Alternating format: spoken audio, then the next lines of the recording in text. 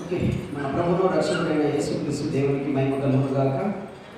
ఇర్మియా గ్రంథము 45వ అధ్యాయము మొదటి 5 వచనాలు మాత్రమే ఈ అధ్యాయంలో ఉన్నాయి. చిన్న అధ్యాయం ఇది.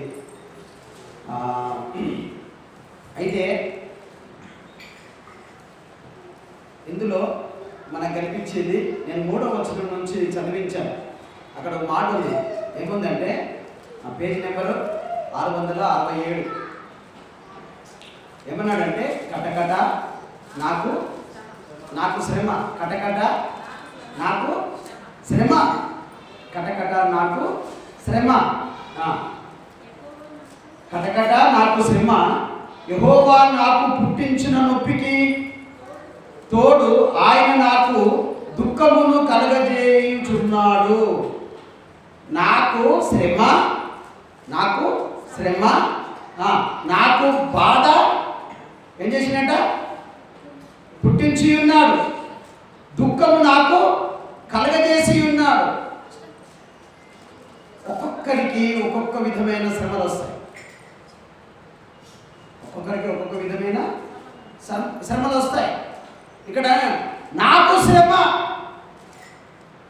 సాక్ష్యం చెప్పాలంటే నాకు శ్రమ ఉంది.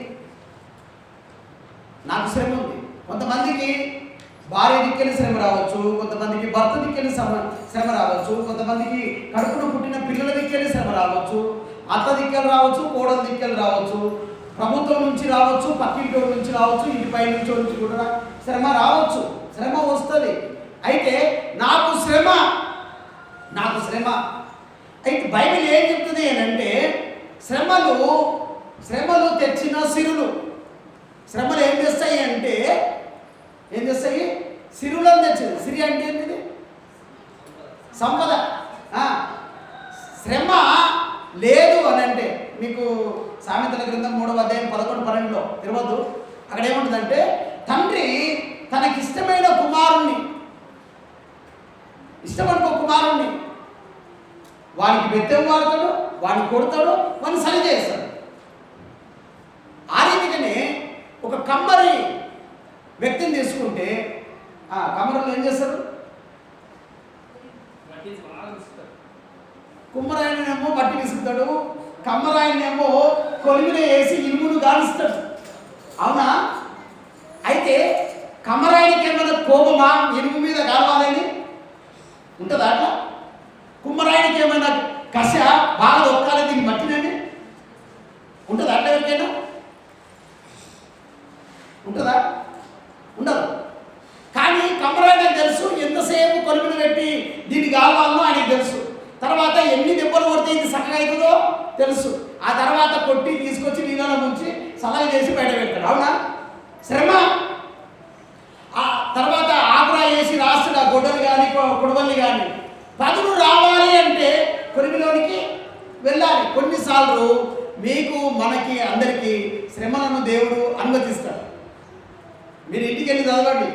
న్యాయాధిపతుల గ్రంథము 3వ అధ్యాయంలో దేవుడు యుద్ధము నేర్పడం కోసము శత్రువులను పెట్టినట. యుద్ధం నేర్పాలంటే ఎవరు ఉండాలి? శత్రువు లేకుండా యుద్ధం నేర్చుకుంటామా? పగోడు లేకపోతే యుద్ధం వస్తుందా? యుద్ధం నేర్పాలంటే పగోడు, శత్రువు ఉండాలి. దేవుడే ఉండనిచ్చిన జనములవి 7-8 జాతులను పెట్టిండు. యుద్ధం నేర్పాలంటే శత్రువు ఉండాలి. నీకు, నాకు, మనకు కూడా దేవుడు ఒక పాఠం నేర్పడం కోసము దేవుడు శ్రమలను అనుమతిస్తాడు. దావీదుకు శ్రమలు వచ్చినాయి. తర్వాత మోషేకు శ్రమలు వచ్చినాయి. అల్పకాల భోగములను అనుభవించుట కంటే దేవునితో శ్రమ అనుభవించుట మేలని ఏప్రిల్ 11:25 అంటాడు. శ్రమలు యోబుకు, తర్వాత మిగతా వాళ్ళందరికీ ఆ తర్వాత శ్రమలు వచ్చినాయి. 1 పేతురు 4:12 అంటాడు, అగ్ని వంటి శ్రమలు అంట. ఎటువంటి శ్రమలు వచ్చినాయి మనకు చిన్నవి వస్తేనే మనకు కొండంత కనిపించి ఆయమ్మో నాకే శ్రమలు వచ్చాయి. నేను అంటున్నా, బైబిల్ చదివినోడికి మన శ్రమలే కావు, అవి కావు. అగ్ని వంటి శ్రమలు. నేను చదువుతా, మీకు గుండె ధైర్యం ఉంటే వినండి. ఎంత భయంకరమైన శ్రమలో.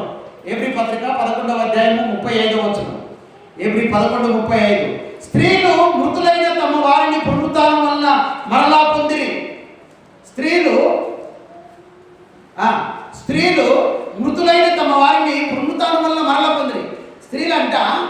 చచ్చిపోయిన వాళ్ళని లేపుకున్నారంట స్త్రీలు. అలాంటి విశ్వాసం ఉన్నది. కొందరైతే మరి శ్రేష్టమైన పునరుత్థానము పొందగోరి విడుదల పొందనొల్లక యాతన పెట్టబడిరి. ఏంటంట యాతన? శ్రమ కాదు, శ్రమకు మించింది యాతన పెట్టబడిరి. ఇంకేమన్నాడు 36లో, మరికొందరు తిరస్కారములను, కొరడా దెబ్బలను, మరి బంధకములను, ఖైదీలను అనుభవించి ఏం చేసినట్ట? తిరస్కరింపబడ్డారు. అంటే ఇంటి వాళ్ళు వెలివేస్తారు, తిరస్కరింపబడ్డారు. మరికొందరు ఏం చేసినట్ట? తిరస్కరింపబడ్డారు, కొరడాలతో కొట్టబడింది. కొరడా దెబ్బలతో కొట్టినట్ట. ఎట్లుంటుంది తెలుసా? కొరడా కర్ర ఉండి, లేకపోతే తోలు, పశువుల తోలుతోని కొరడా తయారు చేసి లాస్ట్కి గాలం లాగా ఒకటి పెడతారంట. పెట్టి కొట్టులు కొడితే, జప్పని కొడితే మాంసం చీల్చుకొస్తుంది. కొరడా దెబ్బలు, మరి బంధకములను కాలు చేతులు వండవేసి బిగించేశారంట. తర్వాత ఖైదును అనుభవించింది, రాళ్లతో కొట్టబడింది. ఎంత కొట్టినంట? ఎవడి కట్టిన కొడుతాడో తెలియదు. రౌండ్ అప్ అందరు రౌండ్ పెట్టి చుట్టూ ఉండి రాళ్ళు తీసుకుని కొడుతుంటే భయంకరంగా తగ్గుతాయి ఆ దెబ్బలు. రాళ్లతో కొట్టబడింది. తర్వాత మీకు వచ్చిన ఈ రంపాలతో కోసిన ఎట్లా కోసినట్టు వాళ్ళను? రంపాలతో కాళ్ళు చేతులు కట్టేసి రంపం తీసుకొని ముందు ఏళ్ళు కట్ చేసారు, తర్వాత చీలమండలు కట్ చేసారు, తర్వాత మోకాళ్ళు కట్ చేసారు, తర్వాత చేతులు కట్ చేసారు, తర్వాత పీక కట్ చేసారు, మొండెని కట్ చేసి అట్లా రంపములతో కోయబడి. ఎన్ని శ్రమలు వచ్చినాయి చూడండి వాళ్ళకి. రంపములతో శ్రమలు వచ్చినాయి. నేను అంటున్నా, బైబిల్లో దేవుని కోసము శ్రమలు పడ్డవారు అలా నిలబడ్డారు. కొంతమంది జయించారు. రంపములతో కోయబడింది, తర్వాత శోధింపబడింది, ఖడ్గము చేత ఖడ్గం తీసుకొని నరికిరంట. గొర్రె చర్మములను, మేక చర్మములను వేసుకొని దరిద్రులై ఉండి శ్రమపడి హింస పొందుచు అడవులలోను, కొండలలోను, గుహలలోను, సొరంగములలోను తిరుగులాడుచు సంచరించి అట్టి వారికి ఈ లోకము యోగ్యమైనది కాదు. ఇవి శ్రమలు. మన పిల్లలకు జ్వరం వస్తే మనకు ఒక శ్రమ అయిపోయాయి, సంబంధం రాకపోయినా శ్రమ అయిపోయాయి, ఉద్యోగం లేకపోయినా శ్రమ, డబ్బు లేకున్నా శ్రమ. ఇవే శ్రమలు మనకు. అసలు ఇవి శ్రమలే కావు, వీళ్ళైతే మహాశ్రమలు. అవన్నీ వర్ణించడానికి నాకు టైం లేదు. కానీ ఇన్ని శ్రమలలో కూడా వాళ్ళు దేవుని కోసమే నిలబడ్డారు. తర్వాత ఏమంటాడు దేవుడు? ఏమంటాడంటే, ఈ మాట చదువుతాం. మీరు ఎవరి పత్రికలు ఉన్నారు కాబట్టి కొంచెం ముందుకెళ్ళండి. పేతురు పత్రిక వస్తుంది. 4వ అధ్యాయము 12-13. 4వ అధ్యాయము 12-13. ప్రియులారా, మిమ్మల్ని శోధించుటకు మీకు కలుగుచున్న అగ్ని వంటి మహాశ్రమలను గురించి మీకేదో ఒక వింత సంభవించినట్లు ఆశ్చర్యపడకుడి. క్రీస్తు మహిమ బయలుపరచబడినప్పుడు మీరు మహా ఆనందముతో సంతోషించు నిమిత్తము క్రీస్తు శ్రమలలో మీరు పాలివారై ఉన్నంతగా సంతోషించుడి. క్రీస్తు కూడా శ్రమపడ్డాడు. అది మీకు తెలుసా? అసలు యేసుప్రభు కూడా శ్రమపడ్డాడు. ఆయన సుఖపడలే. నువ్వు మత్తయి సువార్త, మార్కు, లూకా, యోహాను ఈ 4 సువార్తలు చదివితే యేసుప్రభు ఏడనన్నట్టు కాదు, సంతోషించినట్టు కాదు. ఆయన శ్రమ అనుభవించిండు. మనం కూడా ఏమన్నాడు 13లో? క్రీస్తు శ్రమలో మీరు కూడా పాలివారైనంతగా సంతోషించుడి.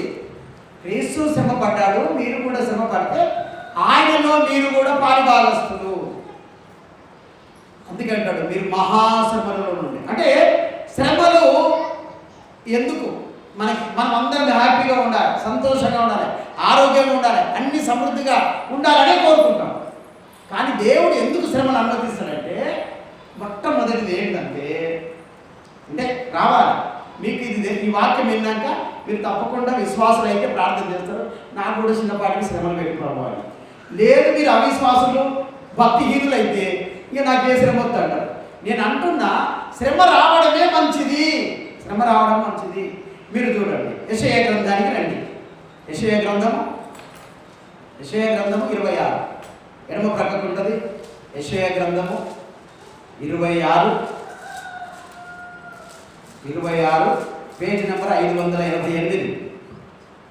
పాత నిబంధనలో 588 26:16.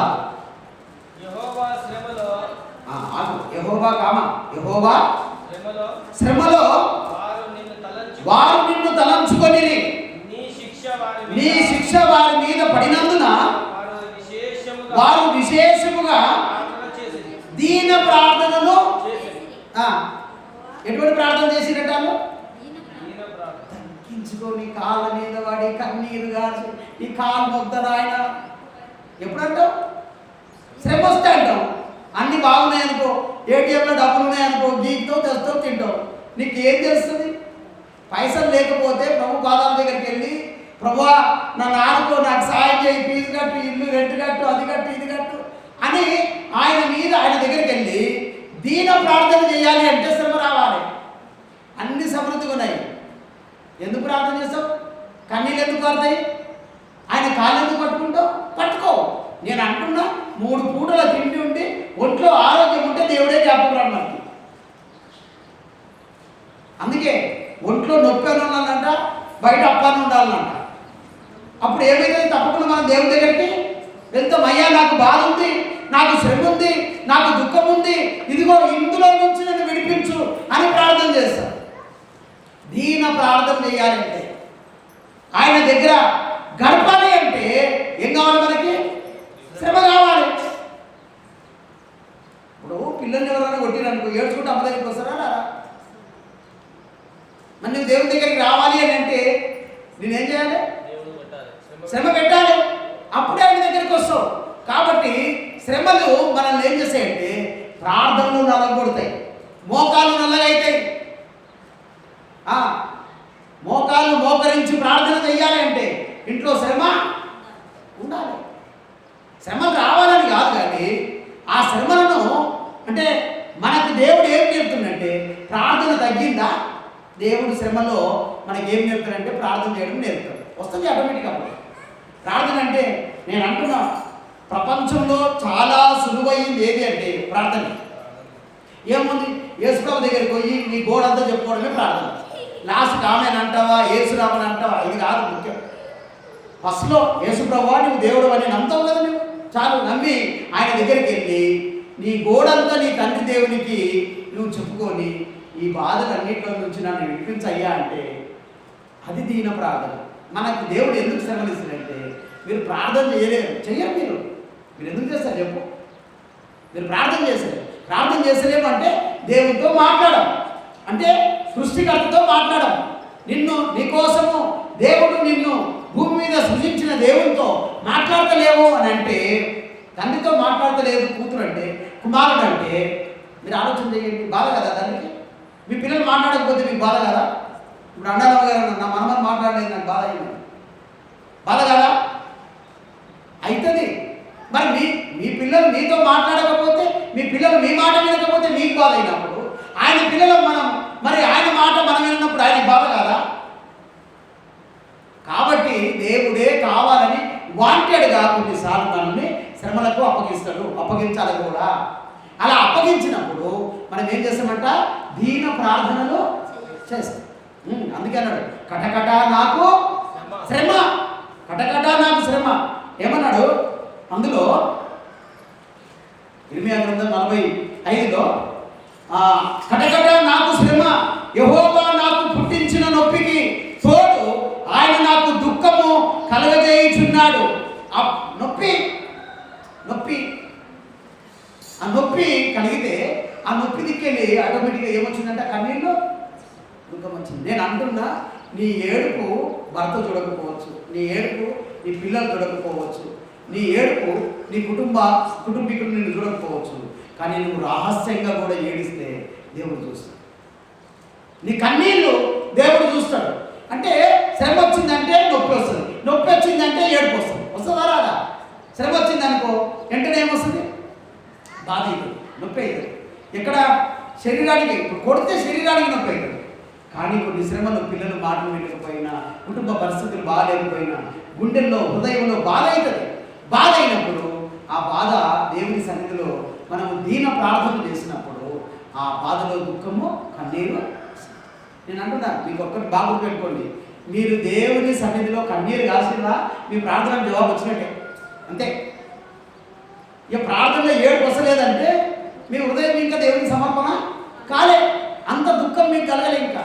కాబట్టి దీన ప్రార్థన చేయాలి అని అంటే ఇక్కడ అంటాడు, యెహోవా నాకు పుట్టించిన నొప్పికి తోడు, ఆయన నాకు దుఃఖము కలిగజేయుచున్నాడు. మూలుగు చేత అలసి ఉన్నాను, నాకు నెమ్మది దొరకదాయను అని నీవు అనుకుంటున్నావు. నెమ్మది లేదు, ఇంట్లో నెమ్మది లేదు. శుక్రవారం చెప్పాను బైబిల్ స్టడీలో, నెమ్మది లేదు. నోహో అంటే నెమ్మది లేదు. ఇంట్లో నెమ్మది ఉండాలి. ఏముంటుంది? శ్రమ ఉంది, బాధ ఉంది, దుఃఖం ఉంది. తర్వాత ఇక్కడ ఏమన్నాడు అంటే దానికి తోడు దుఃఖము కలగజేయుచున్నావు, మూలుగు చేత నేను అలసిపోయాను. ఏడ్చి ఏడ్చి ఏడ్చి లాస్ట్ ఏమొస్తాయి? మూలుగులే. ఇక రాదు ఈ స్వరం, ఇక మూలుగా. ఆ మూలుగుల్లో నేను అలసిపోయినాను అంటాడు. నేను అలసిపోతున్నాను. కరోనా గురించి కూడా ఉంది చూడు. ఇక్కడ 5వ వచనం, నీ నిమిత్తము నీవు గొప్ప వాటిని వెతుకుచున్నావా? వెతకవద్దు. జాగ్రత్తగా వినండి. నేను సర్వ శరీరుల మీదకి రప్పించుచున్నాను. ఈ తెగులు ఎవరికి? సర్వ శరీరులు అంటే మానవులందరికీ, ఒక ప్రాంతానికి, ఒక దేశానికి, ఒక గోత్రానికి, లేకపోతే కులానికి వచ్చిందా? ప్రపంచమంతటికి. ఇర్మియా అంటాడు, సర్వ శరీరుల మీదకి కీడు, సర్వ శరీరుల మీదకి కీడు, ఇది కీడు రప్పించుచున్నాను. అయితే నీవు వెళ్ళు స్థలములన్నిటిలో దోపుడు సొమ్ము దొరికినట్లుగా నీ ప్రాణమును, ఇది నీ ప్రాణం నీకు బతుకుందంటే నీవు ఇంకా ఆ కరోనాకు బలిగాలే. దోపుడు సొమ్ము ఎట్లా దొరికిందో నీ ప్రాణం నీకు ఇచ్చిన నేను, నీ ప్రాణం నేను దియా. ఇది దేవుని వాక్కు, ఇది దేవుని వాక్కు. సర్వ శరీరాలకు పోయింది కరోనా అన్నారు. ఉంచుకుంటుందా? మామూలుగా కాదు, 6లే కొడుతున్నాడు. అయితే నీకు శ్రమ, నీకు దుఃఖము, నీకు బాధ, నీకు కన్నీరు, నీకు మూలుగులు నీవు రావాలి అంటే శ్రమలు వస్తాయి. కొన్నిసార్లు మీరు బాగా ఎండ కొడుతుంటుంది, వెంటనే ఒక మేఘం వచ్చి అడ్డం పడుతుందా లేదా? సలహా అంత మాత్రాన సూర్యుని వెలుగు తగ్గినట్ట, చంద్రుడి కాంతి తగ్గినట్ట, మేఘాల లాగా శ్రమలు వచ్చిపోతాయి, అంతే. పర్మనెంట్ ఉండవు, ఏది కూడా పర్మనెంట్. శ్రమ, ఏ శ్రమ పర్మనెంట్ ఉండదు. అలా మేఘాలు అలా వచ్చి ఇలా వెళ్ళిపోయినట్టు వెళ్ళిపోతాయి, అంతే. అయితే అలా వచ్చి ఇలా వెళ్ళిపోయేదో నాకు ఎక్కువ గండమైపోతుంది. ఓయమ్మో ఈ శ్రమలు పగోనికి రావద్దు అంటారు కొంతమంది. అవి శ్రమలే కావు, అయినా కూడా ఏమంటారు, ఇవి పగవానికి కూడా రావు. ఎందుకు దేవుడు అనుమతిస్తాడంటే దీన ప్రార్థన నువ్వు చెయ్యాలి అంటే, మోకాలు నలగాలి, ప్రభు దగ్గర కన్నీరు గాడ్చి ఏడవాలి అంటే దేవుడు శ్రమలను పెడతాడమ్మా. నీకు తెలుసా, నాకు చాలా ఇష్టమైన మాట ఏంటో తెలుసా? సైతాన్ గాడు ఎటువంటి వాడు చూడండి. నిర్గమాకాండము 17వ అధ్యాయము, నిర్గమాకాండము 17వ అధ్యాయము 8వ వచనం. తర్వాత అమాలేకీయులు వచ్చి 59వ పేజీ. తర్వాత అమాలేకీయులు వచ్చి రెఫీదీములో ఇశ్రాయేలీయులతో యుద్ధము చేయగా. మీరు ఆలోచన చేయండి, నిర్గమాకాండము 17వ అధ్యాయము 8వ వచనంలో, తర్వాత అమాలేకీయులు వచ్చి రెఫీదీములో ఇజ్రాయేలుతో యుద్ధము చేయగా. వీళ్ళు యుద్ధానికి పోలేదు. అట్లుందా బైబిల్? ఏముంది? వాళ్ళే యుద్ధానికి వచ్చినట్ట. అమాలేకీయులే వచ్చి ఇజ్రాయేలుతో యుద్ధము చేయగా నీవు బాగా నీ మంచిగానే ఉంటావు, బిందాసుగానే ఉంటావు, బాగుంది ప్రభు అని మంచిగా వండుకొని తిని హాయిగా ఉందామని లోపల శత్రువే వస్తాడు నీ దగ్గరికి. నీవు పోనవసరం లేదు జగడానికి, నీవు పోనవసరం లేదు యుద్ధానికి. అయితే అమాలేకీయులు వచ్చి ఇజ్రాయేలుతో యుద్ధం చేయగా, ఇప్పుడు యుద్ధం చేయాలా లేదా? వాళ్ళే వచ్చారు, మేము పోలేదు, మేము జగడం, మేము వాళ్ళ దగ్గరికి గొడవపోయినామా, వాళ్ళే గొడవకు వచ్చారు అని ఇనుకుంటారా? ఇది కూడా కథ తీయాలి ఇక మరి. ఈరోజు మనం కథ తీయం కానీ ప్రార్థన అనే కథ తీయాలి, తీసి ప్రార్థన చెయ్యాలి. కాబట్టి మనందరికీ దేవుడు శత్రువు వస్తాడు, నువ్వు ప్రశాంతంగా నేను ఉండలేడు, వాడు వచ్చేస్తాడు. కానీ నీవు ప్రార్థన చేసినప్పుడు దేవుడు నీకు జయము ఇస్తాడు. అది నిర్గమకాండంలో దాంట్లో ఏముంటుంది తెలుసా? మోసే చేతులు పైకెత్తినప్పుడు ఇశ్రాయేలీయులు గెలిచి, మోసే చేతులు దించినప్పుడు అమాలేకీయులు గెలిచి. అంటే చేతులు పైకెత్తితే సినిమాలో చూసినట్టు నేను రియల్గా లేదు, పోలీసులు వచ్చి గని పెట్టి హ్యాండ్సప్ అంటారు, అర్థమైన చేతులు పైకెత్తారు అంటే అర్థమేంటిది? అర్థమేంటిది? నాయన నా చేతులు ఏవి కుచ్చిపోయినాయే అన్నట్టే కదా. నువ్వు నడవమంటే నడుస్తా, కూకోమంటే కూకుండా అన్నట్టే కదా. చేతులు పైకెత్తుతున్నామంటే నా దగ్గర ఏ సహాయం లేదు, నువ్వు నాకు సహాయము చెయ్యని అర్థం. దేవుడు మనకు సహాయం చేయాలి. మత్తయి సువార్త 17వ అధ్యాయంలో పేతురు నీళ్ళలో మునిగిపోతుంటే అంటాడు, ప్రభువా నన్ను రక్షించు అంటే యేసు ప్రభు వెంటనే చెయ్యి చాపి అతన్ని నడిపించను, రక్షించను అని రాసుకుంటాడు. అంటే యేసు ప్రభు చేతులు ఎత్తితే వెంటనే యేసు ప్రభు చెయ్యి పట్టుకుంటాడు, నడిపిస్తాడు. కొన్నిసార్లు తల్లి పిల్లలు పోతుంటే పిల్లలకి ఏలు పట్టుకొని, కొంతమంది పిల్లలు నడుస్తారు, తల్లి ఏలు పట్టుకొని నడుస్తుంది, చెయ్యి పట్టుకొని. కొన్నిసార్లు తల్లే పిల్లలు చెయ్యి పట్టుకొని నడుతుంటారు, చూసారు కదా, రెండు జరుగుతాయి. కొన్నిసార్లు పిల్లలు చెయ్యి పట్టుకొని నడుస్తుంటారు, కొన్నిసార్లు తల్లే చెయ్యి పట్టుకొని పిల్లల్ని నడిపిస్తారు. ఒకవేళ పిల్లల్ని చెయ్యి పట్టుకొని వాడే చెయ్యి పట్టుకొని నడుస్తున్నాడు, ఏదైనా రాయి తగిలినప్పుడు, ఏదైనా గుర్తు వచ్చినప్పుడు వాడు కింద పడ్డప్పుడు చెయ్యి వదులుతాడు, కింద పడతాడు, మూతి వదులుతాడు. అదే తల్లి పట్టుకుంటే వాడు పడుతున్నాడని తెలిసిందనే వెంటనే ఏం చేస్తుంది? పట్టుకుంటుంది, పడనీయదు. అయితే నీవు దేవుడు చేయి పట్టుకోవడం కాదు, ప్రభువా నా చెయ్యిని పట్టుకొని నడిపించు, ఈ శ్రమలన్నింటిలో నుంచి నువ్వు నన్ను నడిపించు, ఇదిగో ఈ శోధనన్నింటి నుంచి నువ్వు నన్ను నడిపించు, ఇగో ఈ వేదన, ఈ దుఃఖము, వీటన్నింటిలో నుండి నువ్వు నా చెయ్యి పట్టి నువ్వు నన్ను నడిపించు ప్రభు అంటే ఆయన నడిపించినప్పుడు సమర్థుడు, శక్తిమంతుడు. ఎప్పుడైతే చెయ్యని వైపు నీ దగ్గర ఏం లేనప్పుడు ఆయన వైపు పెట్టావు, నీ దగ్గర అన్ని బాగున్నాయి అనుకో, నువ్వు ఆయన దిక్కు చెయ్యి, ఆయన దిక్కు తల కూడా పెట్టావు, ఇక్కడ ఆ పైకి ఎక్కడు, అంత లోకమే, లోకంలో ఉన్న దాని వైపే చూస్తున్నాం.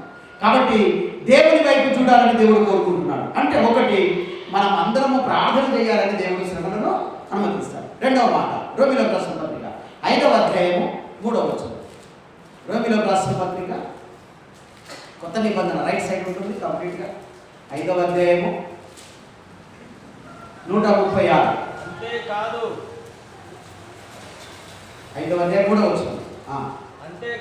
అంతేకాదు శ్రమ ఓర్పును, ఓర్పు పరీక్షను, పరీక్ష నిరీక్షలను కలగజేయునని ఎరిగి శ్రమల యందును ఏమంటుంటూ శ్రమల యందు ఏం చేయాలట?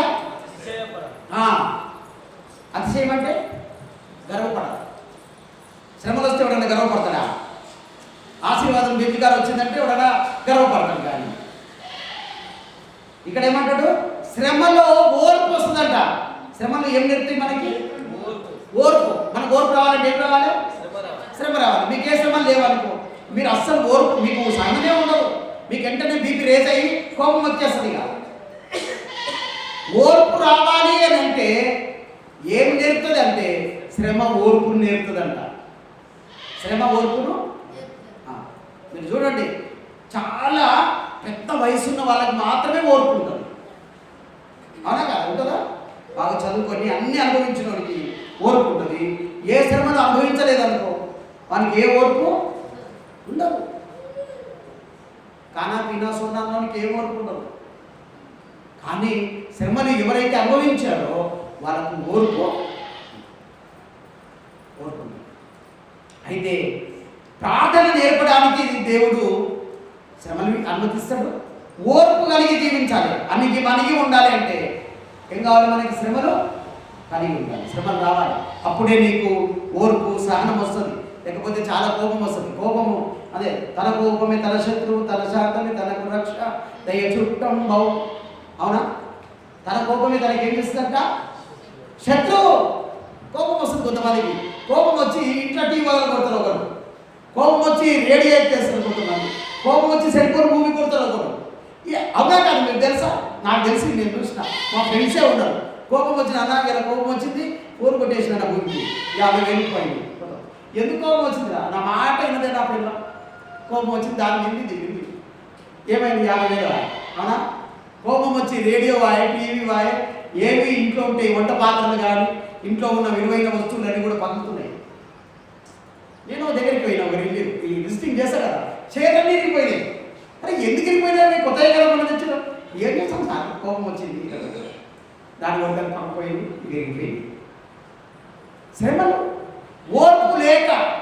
నేను అంటున్నా, సహజంగా కుటుంబంలో శ్రమలు వస్తాయి. భార్య అది ఆమె కూడా మనిషే, భర్త అతడు కూడా మనిషే, ఇద్దరు ఉప్పు కారం తింటున్నారు, కోపాలు వస్తాయి. నేను అంటున్నా, భార్య కోపం వచ్చినప్పుడు జర బయటకు పోయి చాయ్ దగ్గర కథం మళ్ళీ వచ్చి ఏమంటే అంటే అయిపోతుంది. ఓడు ఆమె ముగ్గురు దగ్గర పెట్టుకుంటే అది రచ్చ రచ్చ అయిపోతుంది. ఓర్పు ఇద్దరికీ వస్తుంది. వెళ్ళిపోవాలి ఒకరు బయటికి, ఎవరైనా ఒకరు వెళ్ళిపోతుంది, తప్పేం కాదు. మురికోడు అనుకోవాలి, లోపల బయట అనుకున్నాను అనుకొని బయటకు పోయి ఒక అరగంట గంట పోయి మళ్ళీ వచ్చేస్తే అయిపోతుంది. నష్టం జరగదు. ఓర్పు అవసరము. ఓర్పు లేకపోతే బంధాలు తెగిపోతాయి. అవునా? విడాకులు ఎందుకు వస్తుంది భార్య భర్తల మధ్యలో? ఓర్పు లేదు.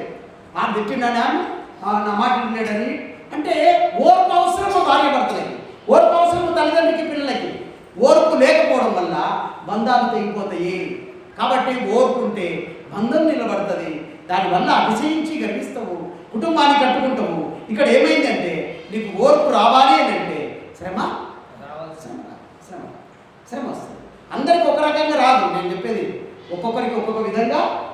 ఒకరికేమో ఆర్థికంగా రావచ్చు, కొందరికి ఆరోగ్యపరంగా రావచ్చు, కొంతమంది పాలు వాళ్ళ దగ్గరికి రావచ్చు, కొంతమంది మామ అత్త లేకపోతే భర్త పిల్లలు నానా రీతిగా రావచ్చు. కానీ వాటి అన్నింటిలో నువ్వు నేర్చుకోవాల్సింది ఏంటంటే ఓర్పు కలిగి ఉండాలి, సహనం కలిగి ఉండాలి. ఒక మాట చెప్తున్నాను, తామర పుష్పం తెలుసు కదా? తామర పువ్వు ఏడ పెరుగుతుంది? బురదల, నీళ్ళ కాదు, బురదల. ఏడ బురదుంటే ఆడమే తామర పుష్పం ఉంటుంది. నీళ్ళల్లో ఉండదు, ఇది మంచి నీళ్ళల్లో ఎరగదు. ఇది ఎడ పెరుగుతుంది? ఎక్కువ కాదు, మొత్తం పెరిగేదే బురద. అయితే మీకు తెలుసా, బురదలకి వెళ్ళి రావాలి అది. ఆ బురద ఈ తామర పుష్పం నీళ్ళు ఏరలేక లోపలనే ఉండాలి బురదలో. అవునా? నీళ్ళు అన్నీ సమైనాయి అనుకో. ఈ తామర పుష్పం ఏమనుకుంటుందంటే, ఆ తామర అంటే ఆ పుష్పానికి ఉన్న గుణం ఏంటంటే ఈ మురికి నీళ్ళని దాటుకొని పైపై పుయ్యాలనుకుంటుంది అంటారు. ఏ పువ్వు కూడా, ఏ తామర పువ్వు కూడా నీళ్ళలో పోయేది. నీళ్ళు ఎంత పెరుగుతుంది అది తెల్లారికి అంత పెరుగుతుంది, అంత పెరిగి ఆడవైపు వస్తుంది అంతే. ఎంత బాగుంటుంది పువ్వు. మురికి నీళ్ళు ఉన్నాయి, అంత పుడుతున్నది, ఇలా ఆడు ఈడు అన్నీ పోయినాయి, మురికి నీళ్ళు వచ్చి నా దగ్గర జమైనాయి, నేను వెరగను, నేను పుయ్యను అంటదా? వాటి అన్నింటిని తొక్కుంటే పైపోతుంది, అందమైన పువ్వు వస్తుందాడా. మనం కూడా మురికి అనే శ్రమలు వచ్చినప్పుడు వాటి అన్నింటినీ అధిగమించుకుంటే పైపోయి అందమైన పువ్వును చూస్తే అబ్బా మా మురికి నీళ్ళలో కూడా ఎంత బాగుంది పువ్వు. ఏ చెప్పి పెట్టి పువ్వు ఏదయ్యా?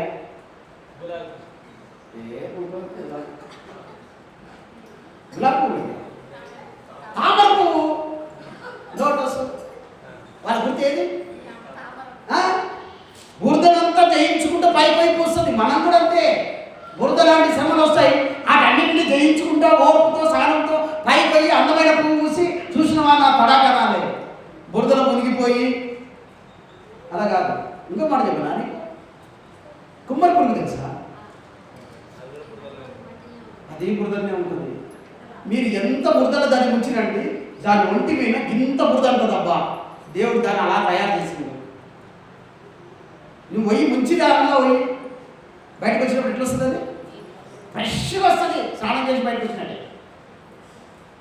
నీకు శ్రమలు వస్తే ఆ శ్రమలలో ఎట్లా బయటకు రావాలంటే బయటికి ఎట్లా రావాలి? గొంగలి పురుగు, గొంగలి పురుగు ముందు అంతా కూడా ఎట్లుంటుంది? వాళ్ళంతా ఎంటుకలు, ఎవడు కట్టుకోడు, ఎవడు ఎత్తుకోడు, ఎవడు దాన్ని కౌలించుకోడు. అది చచ్చిపోయి సీతాకోక చిలుక అయిన తర్వాత పట్టుకొచ్చి ఎగిరి పరిగెత్తి పట్టుకో. అప్పుడు చిన్నప్పుడు అయినా దేవుడు దాన్ని పట్టుకొని దాన్ని తెచ్చి బొట్టు పెట్టి కూడా బయట దొరికేదాన్ని. నేను ఎన్నోసార్లు పరిగెత్తి. ఎట్లయింది మాకు? ఓర్పు అన్నమాట. ఓర్పు కావాలి. చాలామందికి ఓర్పు లేదు, కుటుంబాలు పాడైతున్నాయి. ఓర్పు అవసరం. శ్రమ వస్తే విధేయత వస్తుంది, ప్రార్థన వస్తుంది. శ్రమ వస్తే ఓర్పు వస్తుంది, సహనం వస్తుంది. అవి నేర్పడానికి దేవుడు పెడతాడు. ఇంకొక మాట, ఏపీ పత్రిక రైట్ సైడ్ 5వ అధ్యాయము 8వ వచనం. 5:8 202వ పేజీ, కొత్త నిబంధన రైట్ సైడ్, కంప్లీట్గా రైట్ సైడ్. ఆయన కుమారుడై ఉండియు తాను పొందిన శ్రమల వలన విధేయతను నేర్చుకొనెను. యేసుప్రభు గురించి చెప్పిన మాట ఇది. ఏమన్నాడు? ఆయన అంటే యేసుప్రభు కుమారుడై ఉండియు, దైవ కుమారుడై ఉండియు తాను పొందిన శ్రమల వలన ఏం నేర్చుకున్నట్ట? విధేయత నేర్చుకున్నాడు. విధేయత అంటే లోబడటం. నాయన నువ్వేం చెప్తే నేను అది ఎట్లొచ్చిందంటే యేసుప్రభుకి అది శ్రమల వలన విధేయత నేర్చుకోలేను. ఏం నేర్పుతుంది నీకు? విధేయత నేర్పుతుంది. నీకు విధేయత లేదు, నువ్వు లోబడతలేవు తల్లిదండ్రికి, దేవునికి, కాపరికి అంటే నీలో ఇంకా విధేయత రావాలి అంటే శ్రమ, విధేయత నేర్చుకో. చాలా ఉన్నాయని చెప్పుకుంటారు. యేసు ప్రభు విధేయత కూడా నేర్చుకున్నాడంట. కొంచెం ముందుకెళ్తాం. రైట్ సైడ్ పేతురు రాసిన పత్రిక 2వ అధ్యాయం 23వ వచనం. మొదటి పేతురు 2:23. ఆయన దూషింపబడి బదులు దూషింపబడలేదు. ఆయన శ్రమ పట్టబడి బెదిరింపక న్యాయము తీర్పు తీర్చు దేవునికి తను తాను ఏం చేసుకున్నట్ట?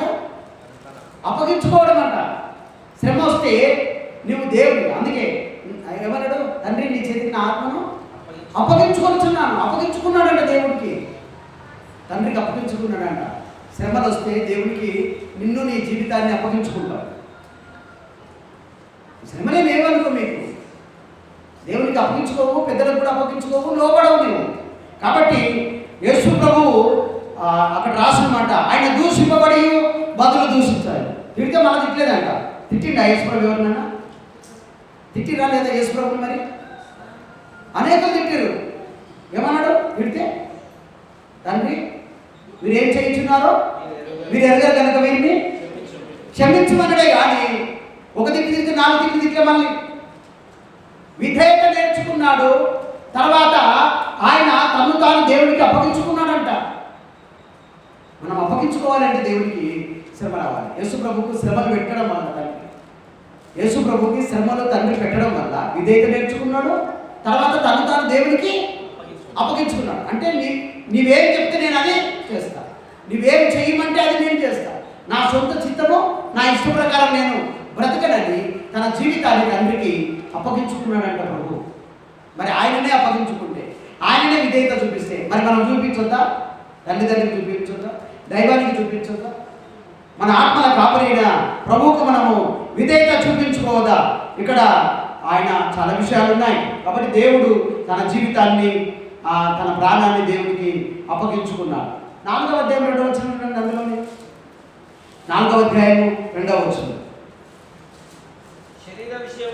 శరీర విషయంలో శ్రమపడినవాడు శరీరమందు జీవించు మిగిలిన కాలము ఇక మీదట మనసాజులను అనుసరించి నడుచుకొనక దేవుని ఇష్టానుసారముగా నడుచుకున్నట్లు పాపముతో జోలి ఇక నేమియో ఉండును.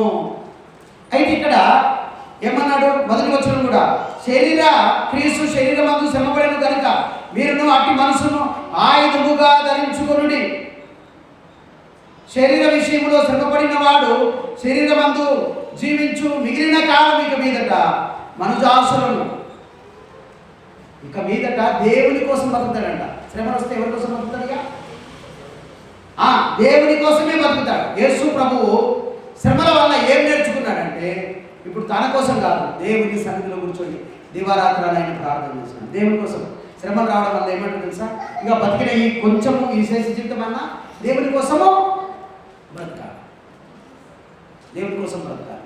దేవుని కోసం బ్రతకాలన్న తీర్పు ఆ మనసు ఎప్పుడు వస్తుందంటే, శ్రమలు వచ్చినప్పుడే ఆ తీర్మానం మనము చేసుకుంటాం.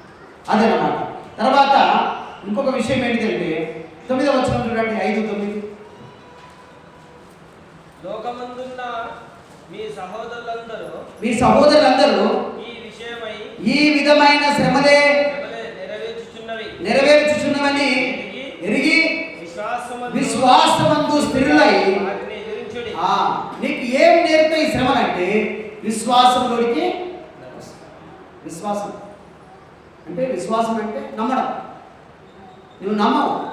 జ్వరం వచ్చిందంటే ప్రార్థన చేస్తే జ్వరం పోతుంది అన్నది నమ్మకం రాదు, కానీ పారాసెటమాల్ వేసుకుంటే పోతుంది అన్నది నమ్మకం ఉంది. అవునా కాదు? అంటే నీకు నమ్మకం కలగాలి, విశ్వాసం కలగాలంటే ఏం చేయాలి? శ్రమ రావాలి. ఆ శ్రమలో నువ్వు దేవుడికి ప్రార్థన చేస్తే, నువ్వు దేవుని మీద దీన ప్రార్థన చేస్తే, దేవుడు నిన్ను తప్పకుండా దర్శిస్తాడు, స్వస్థపరుస్తాడు. ఈ తిమ్మపూర్లో నేను పరిచయం చేసేటప్పుడు ఒక స్త్రీ, ఆమె పేరు మరియమ్మ అని పేరు పెట్టుకుంది, దేవుని నమ్ముకున్నాను. ఆమె వాళ్ళ కూతుర్ని తిమ్మపూర్కి ఇచ్చింది. కూతురు దగ్గరికి వచ్చిన తర్వాత ఆమె పాదాల నుంచి తల దాకా విపరీతమైన మంటలు అంటారు. అంటే పొయ్యిలో పెడితే ఎట్లా కాగుతుందో ఒళ్ళు అలా మంటలు నాకుందంట. హాస్పిటల్కి వెళ్ళిరు వాళ్ళు. తర్వాత ఎన్నో మాత్రలు ఎన్నో చేసారు, అన్నీ అయిపోయినాయి. చివరికి ఎక్కడికంటే కూతురు దగ్గరికి వచ్చింది. కూతురు అల్లుడు కలిసి హాస్పిటల్కి వెళ్ళి చూపించారు. ఆ మంటలు తగ్గలేదు. అప్పుడు లాస్ట్లో ఆమె నాకు కబురు పంపించింది, ఊళ్ళో పాస్టర్ ఉన్నాడా అంటే ఉన్నాడు. ఆ పాస్టర్ని పిలిపించి కొంచెం ప్రార్థన చేయించుకుంటామన్నా. ఫస్ట్ టైం మాకు ఆమెకు సంబంధం లేదు, వీడి దగ్గరికి వచ్చింది. వీడియో వాళ్ళు ప్రభువు నమ్మలేదు. అయితే అయ్యగారు మా అమ్మ వచ్చింది, నీతో ప్రార్థన చేయించుకుంటాంట, మా అమ్మకు మంటలు విపరీతమైన భార్య అంతా మంటలు వేస్తుంది అని అన్నప్పుడు, సరే నేను వెళ్ళి ప్రార్థన చేశాను. ప్రభా ఇదిగో ఈ పరిస్థితి నీకు తెలుసు, విపరీతమైన మంటలు ఆమెకు ఉన్నాయని, ఆమె వేదన పడుతుంది, ఏడుస్తుంది అని ప్రార్థన చేసి ఆమె అన్న అంతే. ఆమె వెంటనే అన్న మాట ఏంటంటే, నా శరీరం అంతా చల్లబడింది భాస్కర్ గారు. వెంటనే అంటే శరీరం మంటలు. హాస్పిటల్కి వెళ్ళింది, స్కానింగ్లు అన్నీ అయిపోయినాయి. ఆ లాస్ట్కి వాళ్ళందరినీ ఇంటికి తీసుకుపోవాలంటే ఇంటికి తెచ్చారు. అప్పుడు లాస్ట్లో పాస్టర్ గారిని పిలిపించి ప్రార్థన చేయించుకుంటే, నేను మాండేవరులు 5 నిమిషాలు ఏం చేశాను అంతే ప్రార్థన. ప్రభా ఈ బిడ్డను తాకు, ఈమెలో ఉన్న ఈ మంటను తొలగించి స్వస్థపరచమని ప్రార్థన చేసి ఆమె అనేసరికి ఆమె అన్న మాట ఏంటంటే, నా శరీరం అంతా చల్లబడింది, గాయగారు ఉన్నది. అంటే నాకు చాలా సంతోషమే. నాకు ఆ రోజు అనిపించింది, అమ్మ నా ప్రార్థన కూడా దేవుడు వింటాడు. నాకు విశ్వాసం ఏమైంది, కొంచెం బలపడ్డది. ఆమె కొంగులో కట్టుకున్న 5 రూపాయల చిక్క తీసి ఇచ్చింది కాదు నాకు. ఆ టైంలో నాకు బాగా కట్టుకుంది. ఇది ఇచ్చిమని చెప్పాడంటే 97లో నేను జరిగింది. 97లో 5 రూపాయలు. అప్పుడు నాకు అనిపించింది, మీరే ప్రార్థన కూడా దేవుడు వింటాడు.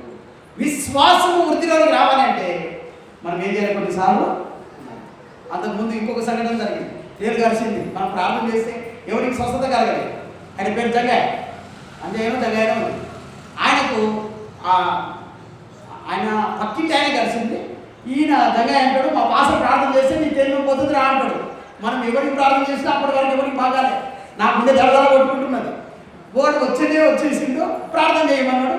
ఇక గతంతరం లేదు, ప్రభా ఇదిగో ఏడు తిట్టకుండా ఇటనే చేసిన ప్రార్థన. నువ్వు ఈయన్ని బాగు చేయి, మళ్ళీ ఎప్పుడు నిన్ను అడగను. ఆయన బాగు చేయి, ఈయన బాగు చేయని అడగను. ప్రభా ఈ ఒక్కసారి నీ బాగు చేయి ప్రభా అనుమానంతో కొత్తగా పెడుతున్న మా ఊళ్ళో ప్రార్థన.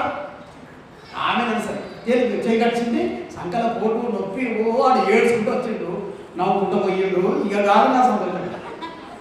మన విశ్వాసాన్ని బలపరచడం కోసము ఆయనకి ఎందుకు కలవాలి? నేను ఒకే రోజే నేను ప్రార్థన పెట్టిన రోజే కలవాల అంటే నా విశ్వాసాన్ని దేవుడు నీ ప్రార్థన కూడా నేను వింటా అన్నది విడిపించాలంటే మనకు కొన్ని పరీక్షలు. ఈ రెండు సంఘటనలు నా పట్ల దేవుడు నా విశ్వాసం, మనకు విశ్వాసం కాదు. శ్రమ ఎప్పుడైతే దేవుడు తెచ్చిపెడతాడో హృదయపూర్వకంగా ప్రార్థన చేస్తాము, దేవుడు ప్రార్థన వాటి అన్నింటిలో నుండి దేవుడు విడిపిస్తాడు, విశ్వాసం నేర్పుతాడు. తర్వాత ఈ మాట చెప్పి నేను ముగిస్తాను. ప్రకటన గ్రంథం మన దేవుడు ఎంత మంచి దేవుడు చూడండి. ప్రకటన గ్రంథము 2వ అధ్యాయము 9వ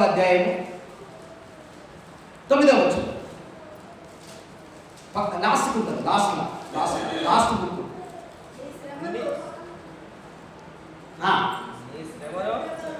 నీ శ్రమను నీ దరిద్రతను నేను ఎరుగుదును, అయినను నీవు ధనవంతుడవే, తాము యూదులమని చెప్పుకొనుచు యూదులు కాకయే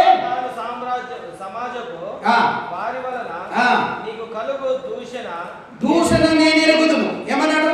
నీ శ్రమను నీ దరిద్రతను నేను, దేవునికి తెలుసా లేదా నీ శ్రమ, నీ అవసరత, నీ బాధ, నీ దుఃఖము, నీ కన్నీరు దేవునికి తెలుసా లేదా? ఆయన అంటాడు నీ శ్రమను నీ దరిద్రాన్ని కూడా నాకు తెలుసు. నీవెంత ఆర్థికంగా సతమతం అవుతున్నావో, ఎంత శ్రమ పడుతున్నావో నేను ఎరుగుదును, నాకు తెలుసు. మీ శ్రమ మీరు బాగా ఇష్టపడి మిమ్మల్ని ప్రేమించే తల్లిదండ్రికి కూడా అర్థం కాకపోవచ్చు మీ శ్రమ.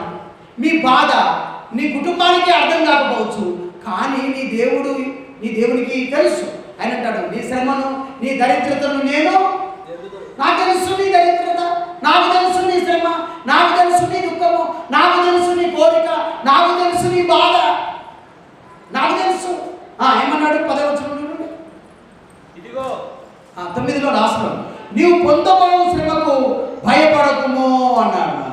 10వ వచనం ఇదిగో మీరు శోధింపబడకున్నట్లు అపవాది మీలో కొందరిని చెరలో వేయింపబోచున్నాడు. 10 దినములు శ్రమ కలుగును, మరణం వరకు నమ్మకముగా ఉండుము, నేను నీకు జీవ కిరీటము. శ్రమలు రావట్లేడు యేసుప్రభు కూడా వస్తాయి, కానీ అందులో ఎట్లుండు? నీవు నమ్మకంగా ఉండు. నాకు తెలుసు నీకు శ్రమలు వస్తున్నాయి, నాకు తెలుసు నీకు శ్రమలు వస్తున్నాయి, నాకు తెలుసు నీకు దుఃఖం ఉంది, నాకు తెలుసు నీకు దరిద్రత ఉంది, నేను ఎరుగుదు, కానీ నమ్మకంగా ఉండు, నేను నీకు జీవ కిరీటాన్ని. నేను శ్రమల గురించి కాన్ఫరెన్స్లో వాక్యం చెప్తుంటే మా కొడుకు 91వ కీర్తన మొత్తం కంఠం చేసిండు.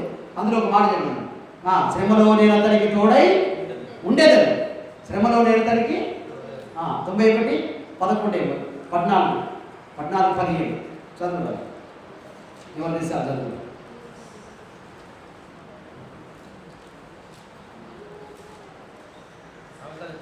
సామెతలు కాదు, 91వ కీర్తన అన్న 91, 15 చదువు. అతడు నాకు మొరపెట్టగా నేను అతనికి ఉత్తరం ఇచ్చేదను. ఎక్కడ తోడుంటాడంట దేవుడు? శ్రమలలో కూడా దేవుడు తోడుంటాడు. అందరు శ్రమలలో వదిలేస్తారు. నీవు ఎవరు? నా వారు, నా బంధువులు, నా భార్య, నా పిల్లలు, నా భర్త, నా తల్లి, నా తండ్రి, నా మామ, ఎవడైతే నా అంటాడో వాళ్ళు శ్రమలలో వదిలేసిపోతారు. కానీ యేసుప్రభు అంటాడు నీ శ్రమను నాకు తెలుసు, నీ దరిద్రత నాకు తెలుసు, నీ కష్టము దుఃఖము అన్ని నాకు తెలుసు, నేను నీ శ్రమలలో నేను నీకు తోడై. వదిలేసే దేవుడు కాదు, అగ్నిగుండంలో వదిలేసిన దేవుడు కాదు, ఎర్ర సముద్రంలో వదిలేసిన వాడు కాదు, లేదా సింహపూర్లో వదిలేసిన వాడు కాదు దేవుడు. ఆయన శ్రమలలో కూడా నీకు తోడై ఉన్నాడు, తోడై ఉండే దేవుడు. ఏమన్నాడు ఇంకా? శ్రమలో నేను అతనికి తోడై ఉండేదను. ఏం చేస్తాడంటే అందులో నుంచి దేవుడు మనల్ని విడిపిస్తాడు. శ్రమలు పర్మనెంట్ కాదు, శ్రమలు రావట్లేము, శ్రమలు ఖచ్చితంగా వస్తాయి. కానీ ఆ శ్రమలన్నీ దేవునికి తెలుసు. ఆ శ్రమలన్నింటి నుండి దేవుడు నిన్ను విడిపిస్తాడు. నీకు దేవుడు జీవ కిరీటము ఇస్తాడు. అందుకే ప్రకటన గ్రంథంలో ఒక మాట ఉంటుంది, 7:14 ఏమంటాడంటే మహాశ్రమలలో నుండి వచ్చిన వారు అంటాడు. ఎక్కడి నుంచి వచ్చిందంటే సంఘము? ప్రకటన 7:14 అంటాడు లాస్ట్ పుస్తకంలో. మహాశ్రమలలో నుండి వచ్చింది. నువ్వు ఏ శ్రమలో మొదలుపోతే నిన్ను అంటాడా? నువ్వు మహాశ్రమలకి వచ్చినావు, నా కుమార్తె నా కుమారుడు అని. మనం కూడా శ్రమలకి వెళ్తేనే కదా. కాబట్టి మహాశ్రమలలో నుండి వచ్చిన వారు మీలో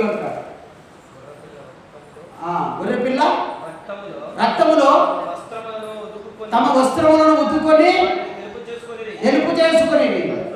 అందువలన వారు దేవుని సింహాసనము వారు దేవుని సింహాసనము ఎదుట ఉండి రాత్రింబగుళ్ళు ఆయనను ఆయన ఆలయంలో సేవిస్తారంట. మనం వెళ్ళి పరలోకంలో సేవించాలంటే ఈ శ్రమలన్నీ దేవుడికి తెలుసు. వాటి అన్నింటిలో నుండి దేవుడు నిన్ను విడిపిస్తాడు. అంతేకాదు, నమ్మకంగా ఉండు, నేను నీకు జీవ కిరీటాన్ని. యేసు ప్రభు కూడా శ్రమలు పొందాడు. మరి శ్రమల ఆయన మరి ఏం నేర్చుకున్నాడు అంటే ప్రార్థన మనకి. తర్వాత ఓర్పు వస్తుంది, విధేయత నేర్చుకుంటాము. తర్వాత దేవునికి మన జీవితాన్ని అప్పగించుకుంటాము. మిగిలిన జీవితాన్ని దేవుని కోసమే జీవిస్తాము. విశ్వాసం నేర్చుకుంటాము. తర్వాత మన శ్రమలు, మన దరిద్రత, మన కష్టము, కన్నీరు, దుఃఖము దేవుడికి తెలుసు. నమ్మకంగా నేను ఉంటే తప్పకుండా దేవుడు నీకు కిరీటాన్ని, జీవ కిరీటాన్ని ఇస్తాడు. కాబట్టి మీరు ఏమి అధైర్యపడద్దు, ఏం చింతించొద్దు. కానీ ఒకటి మాత్రం ఏం చేయాలి? శ్రమలు వస్తే నమ్మకంగా ఉండాలి, ప్రార్థన చేస్తూ ఉండాలి. ప్రార్థన చేస్తూ ఉన్నప్పుడు దేవుడు ఆ శ్రమలన్నింటిలో నుండి విడిపించి నిన్ను గొప్ప స్థాయికి నడిపిస్తాడు. అట్టి కృప దేవుడు మనందరికీ దయచేయగలన ప్రార్థన చేద్దాం. ఎందుకంటే ఆయన శ్రమ అంటే భూమికి ఆకాశానికి మధ్య సిలువలో తన ప్రాణం పెట్టాడు. అది శ్రమ. ఆయన శరీరంలో ఉన్న వస్త్రాలన్నీ విప్పేశాడు, అవమానపరిచాడు, ముందు వేశాడు, సిలువలో చనిపోయాడు, రక్తం కాచాడు, ప్రాణం పెట్టాడు, తిరిగి వేశాడు. ఆయన పొందిన శ్రమలకి మన శ్రమలే. కాబట్టి ఆయన మన శ్రమల్ని ఎరిగినవాడు, మన దరిద్రతను ఎరిగినవాడు, మన హృదయాన్ని ఎరిగిన దేవుడు. కాబట్టి నమ్మకంగా మనము ఉన్నప్పుడు వాటిని నుండి విడిపిస్తాడు, జీవకిరీటం ఇస్తాడు, సమాధానం ఇస్తాడు, కుటుంబాన్ని ఆశీర్వదిస్తాడు. దేవుడు ఈ వాక్యాన్ని మన హృదయంలో భద్రపరచలాగున ప్రార్థన చేసుకుందాం. అందరం లేచి నిలబడి ప్రార్థన ఆశీర్వాదంతో ముగించుకుందాం. ప్రేమగల దేవుడా, దయగల తండ్రి, పరిశుద్ధుడైన యేసయ్య, నీకు వందనాలు, స్తోత్రాలు, కృతజ్ఞతలు.